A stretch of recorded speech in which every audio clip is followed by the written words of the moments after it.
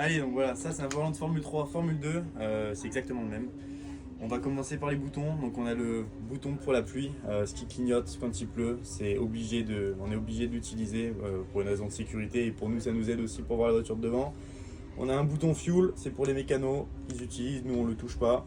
Bouton de la marche arrière, important. Au cas où. Quand on a à l'utiliser c'est pas bon, mais au cas où, voilà, on s'en sert.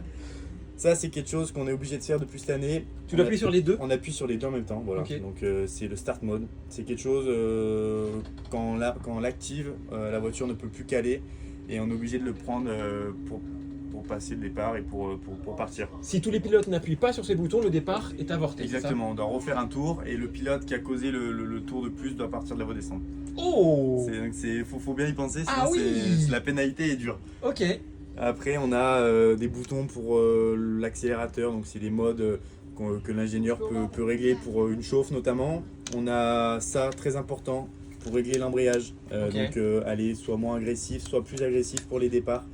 On a le bouton radio, donc on est constamment avec l'ingénieur à la radio. Faut rester appuyé pour parler ou? Faut rester appuyé. Ok. Faut rester appuyé, ce qui est bien, parce qu'au cas où si on oublie de le refermer, ça peut arriver et qu'on dit des choses pas terribles. On a l'exemple avec Charles Leclerc il n'y a pas si longtemps. Voilà, donc ça c'est quand même bien. Après des fois il peut rester coincé, donc faut faire gaffe, Ah. ça m'est déjà arrivé.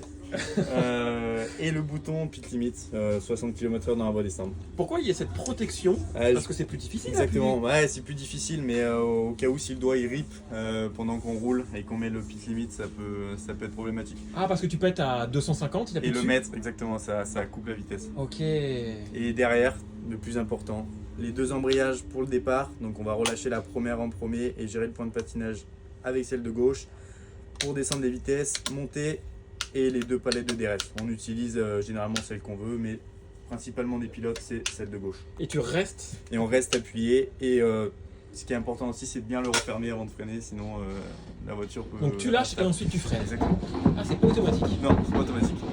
Et après, si on met plus de, il me semble, 10 barres de frein, le DRS se ferme automatiquement. Ok. Eh ben écoute, merci beaucoup Théophile. J'espère que ça vous aura plu. C'était Voilà. incroyable. Merci.